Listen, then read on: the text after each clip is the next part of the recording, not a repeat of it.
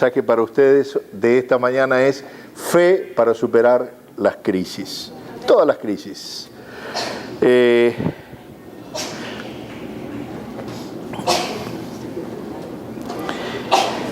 Señor Jesús le respondió a los apóstoles, y esto nos pone un poco en el contexto. Crisis hay siempre, y va a haber siempre. En Marcos 13, cuando le preguntan por el fin del mundo, tengo demasiado reverberancia, pero si me lo dejaban como estaba, yo estaba feliz y ustedes también. Ahí está. ¿Ustedes me escuchan? Por eso les pregunté si ustedes escuchaban. Si ustedes escuchaban... Cuando le preguntaron a Jesús, ¿cuándo sucederá todo esto? Estaba hablando de las señales del fin de los tiempos. Dice, tengan cuidado de que nadie los engañe. Comenzó Jesús a advertirles. Vendrán muchos que usando mi nombre dirán yo soy y engañarán a muchos. Cuando sepan de guerras y de rumores de guerra, ¿han sabido de guerras últimamente? ¿De rumores de guerra? Estamos locos, Lucas, ¿eh? Están pasando cosas. Dice, es necesario que esto suceda, pero no será el fin todavía. Se levantará nación contra nación, reino contra reino. Escuchen, habrá terremotos por todas partes, habrá hambre, y esto será apenas el comienzo de los dolores. Pero Romanos, si vamos al libro de Romanos, ya el apóstol Pablo toma palabras de Jesús, y yo creo que puede ser de estos versículos que les estaba leyendo, y dice, ¿quién nos apartará del amor de Cristo? Romanos 8:35. ¿La tribulación? ¿La angustia? ¿La persecución? ¿El hambre? ¿La indigencia? ¿El peligro? ¿La violencia? Y después dice, en todo somos más que vencedores por medio de aquel que nos amó, por medio de Jesús. Está planteando de nuevo el tema de la centralidad de la fe en todos esos momentos complicados, no momentos fáciles, complicados. Porque tener fe en los momentos sencillos, hasta te diría, es una redundancia. Pero dice acá, pues estoy convencido de que ni la muerte, ni la vida, ni los ángeles, ni los demonios, ni lo presente, ni lo porvenir, ni los poderes, ni lo alto, ni lo profundo, ni cosa alguna en toda la creación podrá apartarnos del amor que Dios nos ha manifestado en Cristo Jesús, nuestro Señor. La pregunta que tengo para ustedes es, ¿hay crisis en el mundo o no hay crisis? Sí, hay. Pero tengo una buena noticia. La fe vence la crisis. ¿Cuántas veces nos equivocamos en medio de las crisis? Y acá empecemos a internalizar el mensaje para nosotros. Cuando pasamos por una crisis, ¿cuántas veces tomamos medidas apresuradas o especulativas que lo único que hacen es terminar ahondando las crisis? Es sabio ser prudente y resguardarse en tiempos de crisis. Por ejemplo, no derrochar en tiempos de escasez o de incertidumbre. Pero de ahí a dejarnos gobernar por un espíritu de crisis, porque todo está en crisis, hay una diferencia muy grande. A veces dan ganas, en casa ya saqué varios canales de noticias, porque me estaban llevando a profundizar el espíritu de confrontación que estamos viviendo en todos lados y en todos los lugares. Lo peor que podemos hacer en un tiempo de crisis es desarrollar un espíritu crítico o un espíritu de crisis, porque limitamos la mente y empezamos a repetirnos frases que al final no nos terminan ni siquiera ayudando a nosotros. Nunca voy a salir de esto y no sé cómo voy a hacer, no veo la salida. En los tiempos complicados es cuando hay que ser un buen piloto de tormentas. Nuestras convicciones, la convicción de fe, por sobre todas, se pone a prueba en la hora difícil. La fe es para los momentos de crisis. Y nuestro desafío como iglesia, como cuerpo, como nos dice Jesús, es seguir afirmándonos en fe, no retroceder, aunque los resultados que vemos afuera, en la cuenta bancaria, en la corte, aunque esos resultados no ayuden, en el trabajo. Cuando sostenemos nuestra vida con fe, la creatividad que el Señor pone adentro de nosotros puede seguir buscando caminos alternativos. Pero reaccionar sin fe ante una crisis es quitarle la puerta a que Dios obre creativamente en nosotros. Fíjense, algunas características de los latinos no son dignas de imitar. No, por ejemplo, puntualidad, informalidad, compromiso. Pero existe un atributo que tenemos los latinos que es para destacar, que es nuestra creatividad y nuestra habilidad para resolver problemas en situaciones críticas. Nosotros sabemos trabajar con el alambre. Como vivimos en tantas crisis, de crisis en crisis, no nos asustamos tan fácilmente como se asusta alguien que ha tenido todo en una cajita perfectamente organizado. Ustedes que vienen de países super mega archidesarrollados entran en una crisis y por ahí entran en pánico. Los latinoamericanos somos remadores. ¿Se entiende? Ustedes, los que viven en Córdoba, los señores que... No, lo que mencioné son estos los suecos. Pero todavía hay algo superior a la actitud, digamos, psicológica o a la predisposición de ánimo de una cultura, que es la dimensión espiritual. Cuando en medio de la crisis podemos acordarnos de que Dios tiene una fuente de riquezas esperando para nosotros, ahí todo se ve distinto. Cuando en medio de la crisis podemos seguir acordándonos de que Dios nos ama y que no nos va a hacer pasar algo que no podamos resistir, ahí es donde nosotros elegimos. ¿Qué hago? ¿Miro lo negativo de la situación o contemplo la abundancia de Dios en este momento? ¿Miro el comentario negativo de la televisión o creo en lo que Dios susurró al oído mío en lo secreto? La fe en Dios es una de las fuerzas más poderosas en el mundo porque nos cambia de adentro para afuera. Y Dios obra de maneras increíbles. Él está trabajando para nosotros, no nos damos cuenta, pero la fe nos hace darnos cuenta del resultado, que no es la casualidad. La fe me expande, la fe me sostiene, la fe me alienta, me lleva a nuevas dimensiones que están más allá de la anécdota del día a día. Nunca te dejes llevar por las voces negativas, ni temerosas, ni por un espíritu de crisis. Sé prudente, pero nunca te detengas. Sigue creciendo y expandiéndote en el plan que Dios tiene para vos. Aunque en la situación real de hoy quizás signifique achicarte un poquito. Esto parece contradictorio, Esteban.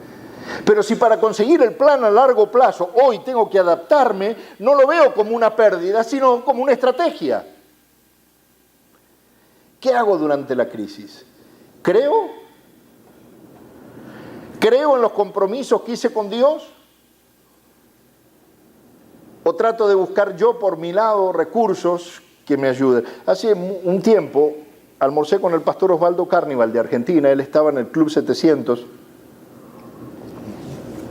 Tiene una iglesia grande de Argentina y le preguntaba cómo iba el Club 700, el Ministerio Latino. Nosotros estamos pasando lo mismo en Bíblica. En Bíblica esta semana despidieron al presidente, al CEO y al COO, al Chief Operating Officer.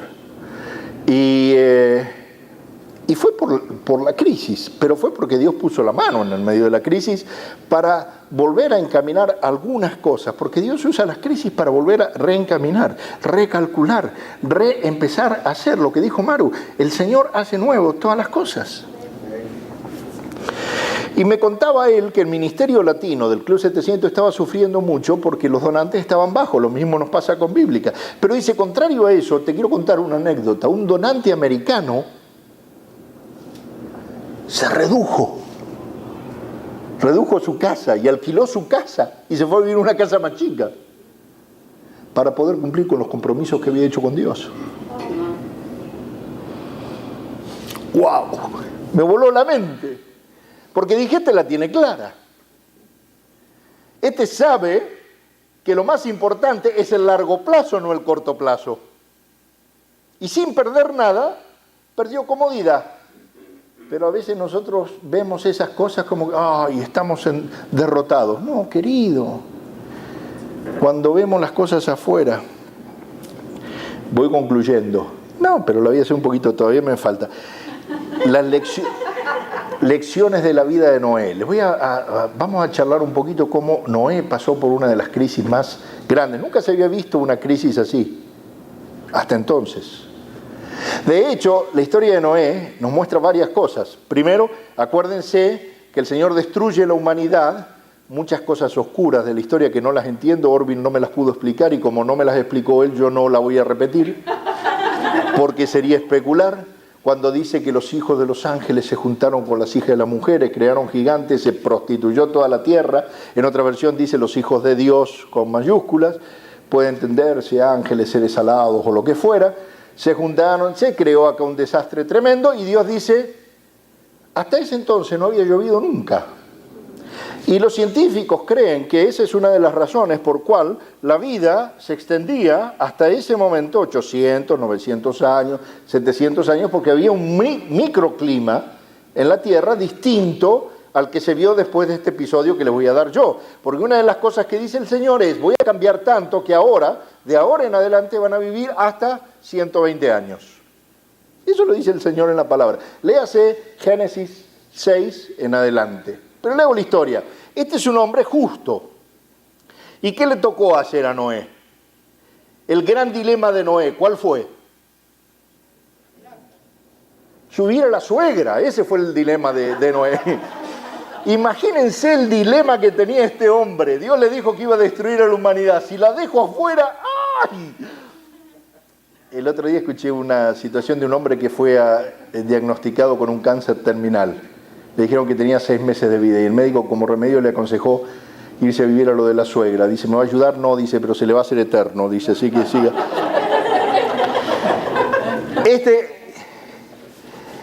Este tenía que resolver, escuchen una cosa, escuchen, vamos de nuevo. A veces hay que pisar un poquito para que la gente se relaje y después le das con la mano de la lección y no se lo van a olvidar. Noé tenía, dice, 600 años, cuando el Señor, un hombre justo, un hombre honrado, y Dios se acordó de esa justicia, de esa honradez, y dijo, con él voy a hacer algo distinto. Este no está en el medio de la movida, con él voy a preservar. Y lo mandó a construir el arca. No había caído una gota cuando encima lo manda a un lugar alto a construir el arca. Y este le tiene que explicar a sus hijos, a toda su gente, iba en contra de la corriente, todos estaban de fiesta. Y este se pone a construir un arca, no había ni nubes en el cielo. Pero Dios le había hablado. Y bueno, después recuerdan que el Señor durante 40 días y 40 noches suelta los límites del mar y abre las compuertas del cielo. ¿Se recuerdan que en el Génesis el Señor separa las aguas de abajo de las de arriba? Bueno, se ve que las de arriba las abrió y durante 40 días caía eso de una manera tremenda y después de eso, dice la palabra que pasó 150 días adentro del arca y más, porque después abrió la ventana y siguió otro tiempo porque mandaba las palomas o los cuervos o no sé, hasta que una paloma vino con una ramita de olivo y entonces dijo ya bajó el agua. Esta es la historia larga, corta, digamos. Pero lo primero que quiero anticiparme con esto, lo uso mucho en las lecciones de liderazgo, pero hoy le quiero dar este enfoque. Fe para los tiempos de crisis. Lo primero que tenemos que hacer nosotros como hijos de Dios es planear con anticipación a las tormentas. Planear para los años de vacas flacas. No podemos vivir estúpidamente. Yo me costó 60 años darme cuenta de esto. Cuando Dios construyó a través de Noé... Bueno, pero el Señor empezó a formarme antes. Mamita. ¿Cómo le gusta corregir a esta mujer, eh? Te digo, las colombianas no son así, Juan. Pero las argentinas, más si son italianas. Bueno, voy a seguir a escuchar la voz de Dios. Dios le había hablado cuando no había nubes en el cielo. Él escuchó la voz de Dios. Un hijo de Dios que escucha la voz de Dios y que no deja a Dios afuera de sus planes, siempre va a estar preparado para los tiempos de tormenta. Proverbios 19:21 dice: el corazón humano genera muchos proyectos, pero al final prevalecen los designios del Señor. ¿Cuál fue la última vez que invitaste a Dios a que se sentara a escribir los planes contigo? Es preferible llamar a Dios como consultor de emprendimientos que como liquidador de quiebras. Hay gente que se acuerda de Dios cuando tiene la cuenta sobregirada. Dice Génesis 6:21, Noé hizo todo según lo que Dios le había mandado. Escúchame, qué conexión que tenía. Y Mateo 7:24, el Señor Jesús dice: por lo tanto, todo el que me oye estas palabras y las pone en práctica es como un hombre prudente que construyó su casa sobre la roca. A veces nosotros separamos lo espiritual de lo material, pero Dios no quiere que lo separemos. Dios, lo espiritual está por encima de lo material. Y Dios quiere, a través de lo espiritual, darnos diseños que nos ayuden en lo material, en lo cotidiano, en lo físico, en el día a día. Entonces, otra lección, tenemos que mantenernos en estado para la tormenta.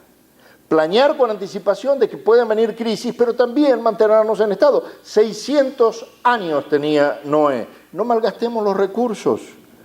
Lo que produzco en épocas de vacas gordas, debo usarlo para las épocas de las vacas flacas. ¿Te pasó, Eduardo?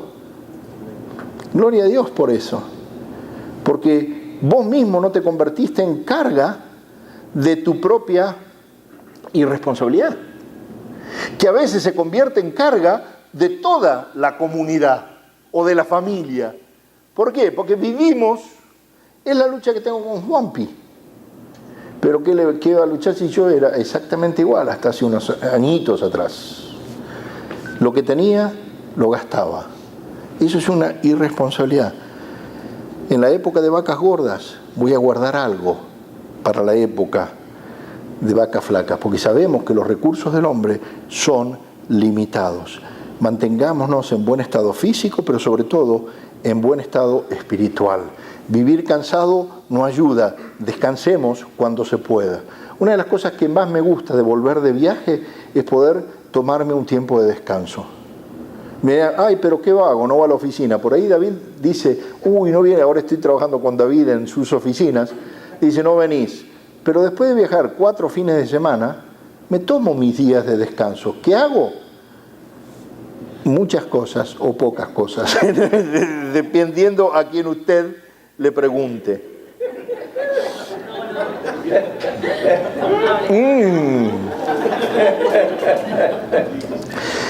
Otra lección que podemos aprender de este pasaje de Génesis, después léelo, Vivi, cuando vayas a casa hacéselo leer a este cabezón. Nunca te detengas por ser criticado. Ustedes imagínense que a este hombre lo habrán criticado. ¿Qué estás haciendo juntando madera? ¿Qué vas a hacer? No conocían lo que era eso, no conocían lo que era la lluvia. Nunca te detengas por las críticas, examinas la intención de las críticas. Hay individuos que solo te van a criticar para ponerte el palo en el camino con el afán único y exclusivo de detenerte y no dejarte cumplir el plan que Dios tiene para vos. Si lo hicieron con Noé y lo hicieron con Jesús, lo van a hacer con vos también. Otro puntito, hacer las cosas a tiempo, ser puntual. Hacer las cosas a tiempo no es apresurarme ni hacerlas después. Tratar de ajustar el tiempo de Dios a mi tiempo, de poder discernir los tiempos. Otro punto, construir en terrenos altos. Porque si yo construyo, ¿qué quiere decir Esteban con esto? No especules, no hagas las cosas sencillas o lo que menos te cueste. Haz lo que debas hacer. Eso es construir en terrenos seguros. Es construir sobre la roca. Por ahí no es lo más popular. Seguramente en una cultura social como la que vivimos no es ni siquiera lo cultural. es lo que va en contra de la cultura, pero es lo que Dios nos manda. No busquemos cosas fáciles. A la hora de planificar, ¿dónde voy a poner mi arca? Mi arca es mi familia. Mi arca es mi comunidad. ¿Dónde voy a asentar eso? Otra lección: no tomes decisiones solo durante la tormenta. Dos cabezas siempre piensan mejor que una. Aunque no necesites a nadie, tenés que rendirle cuentas a alguien. Este es un tema que dio para mucha discusión, porque mucha gente ha manipulado por gente que ha tratado de venir a ponerse a disposición de ser abierto. Pero ese es un tema que Dios está mirando. Dios quiere que le demos cuenta a alguien, que nos contemos las cosas, que podamos ver, ¿qué hago con esto? Estoy pasando esto. ¿Qué hago con esto? Martín, ¿qué hago? ¿Refinancio, no refinancio? ¿Ahorro en efectivo, no ahorro en efectivo? Hablar con otros, rendirle cuentas a otros, y para rendirle cuentas a otros, actuar en consecuencia, darle un reporte periódico, porque a la gente no se la debe tener al lado cuando uno la necesita. A la gente se la debe tener al lado. Y entonces está al lado también cuando uno la necesita. Pero eso requiere interés. No es que yo voy a ir a buscar ayuda de otro solo cuando necesito. Tengo que construir una relación, ¿no? Dice la palabra de Dios en Eclesiastés 4:9, más vale dos que uno, porque obtienen más fruto de su esfuerzo. Tener a alguien requiere interés de mi parte, dedicarle tiempo a madurar esa relación, hacer tiempo para buscar a otros. Y eso lo tengo que hacer antes de estar solo durante la tormenta. Lo necesito hacer cuando no necesito estar en compañía, que hay tiempos de sol. ¿Por qué? Eclesiastés 4:10 concluye y dice, si caen, uno levanta al otro, ay del que cae y no tiene quien lo levante. ¿Cuánta gente ustedes ven en el mundo tropezándose y quedándose tirada por un tropezón? Por no tener a alguien que le levante la mano, lo motive y le dice, pero vos podés salir de esto, vos podés salir de esto, vos podés salir de esto, porque Dios te dio un plan mucho mayor a esta circunstancia. Esto es circunstancial, precisamente, de ahí viene la palabra, circunstancial, no va a ser para siempre. El plan de Dios es lo eterno en tu vida. Y eso es una tarea permanente que requiere constante actividad de nosotros. Están demasiado serios. Les voy a contar otro cuento. No les voy a contar otro cuento. Otra cosa que aprendemos de Noé. No nos olvidemos que durante los tiempos de crisis, durante los tiempos de tormentas, todos, con los hermanos, estamos en el mismo bote. Somos criaturas del mismo Creador. Entonces, cuando pidas que alguien te ayude, tenés que tener en cuenta que todos deben tener la misma oportunidad. Tenés que tratar a los hermanos con consideración y con respeto. No pretender ser el único que está emproblemado. ¿Nunca se encontraron con gente así? Que cuando usted va a empezar a hablar de sus problemas, le traen los problemas de ellos y uno se quedó al final así como que ni siquiera pudo hablar porque el otro, ¿qué le voy a contar a este? Pero eso es egoísmo del otro. La estrategia de salvataje o la estrategia de flote para esa crisis nunca debe dejar a nadie afuera. Si es bueno para vos, tiene que ser bueno para tu comunidad. Mantente a reparo durante la tormenta. 150 días estuvo Noé adentro y no abría la escotilla. No te pongas a la intemperie tomando decisiones desesperadas. Va a haber momentos de conmoción, de dificultades globales o económicas particulares. Pero ponte a resguardo. En ese momento toma precauciones y aprovecha mientras estás a resguardo para planificar qué voy a hacer después, para reconsiderar. A veces nosotros mismos nos metemos en las crisis. Pero ese es el tiempo de la crisis que el Espíritu Santo viene como en el GPS y dice, recalculando. Yo voy para allá, pero iba porque quería mi corazón y mi carne y mi ego y todo eso. Pero ahora llegué allá y tengo una crisis, un precipicio, y el Espíritu Santo viene y dice, recalculando, y te trae para el otro lado. Recuerda que un pájaro carpintero No sé si hay cubanos acá, pero en Cuba no sé, los pájaros no son buenos, pero estos son otros pájaros. Noé, siempre digo, se habrá fijado muy bien dónde colgó la jaulita de la parejita de los pájaros carpinteros. No los iba a poner contra la pared del arca, porque ese pajarito hacía más riesgo de afuera, porque podía abrir un boquete de adentro hacia afuera, y eso es imposible de cerrar. El pájaro adentro del arca es más peligroso que la tormenta afuera. Yo creo que tenemos que descubrir cuál es nuestro pájaro carpintero, cuál es nuestra debilidad, aquello que me está martillando permanentemente la cabeza. ¿Voy a poder? ¿No voy a poder? ¿Lo haré? ¿No lo haré? Ese es el pájaro carpintero. La inseguridad, la duda, ese es el pájaro carpintero. Cuando venga la duda le meto palabra. Cuando venga el desánimo le meto palabra. Cuando venga la desazón le meto el destino que Dios me dio. Y querido mío, no importa qué tan cerrado parezca el cielo, siempre hay un arco iris del otro lado. Lo importante en la época de crisis y de tormentas es mirar más allá de lo inmediato, aprender a encontrar el arco iris. Hay un refrán popular que dice: siempre que llovió, paró. Y esto también pasa en nuestra vida. Busca, escucha, atiende a otro que tenga un punto diferente al tuyo durante esa crisis, y por ahí te ayuda a descubrir el arco iris. Y lo último, tenés que dar pasos de fe. No pierdas el bote, no te salgas del arca. Los momentos de crisis no son momentos para salir corriendo de la cobertura.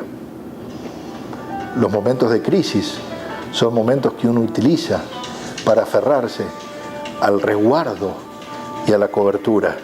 Dios va a bendecir eso.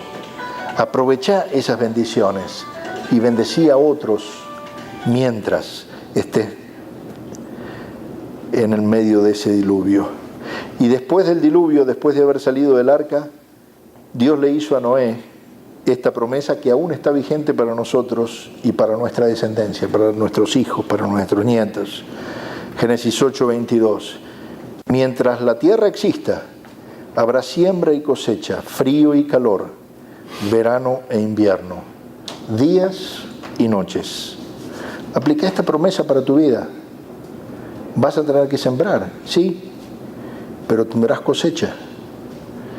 Vendrán inviernos fríos, por supuesto, pero va a llegar el verano. Vas a pasar noches largas, seguramente, pero va a llegar la mañana. Y todo por la gracia de Dios. El Señor te bendiga.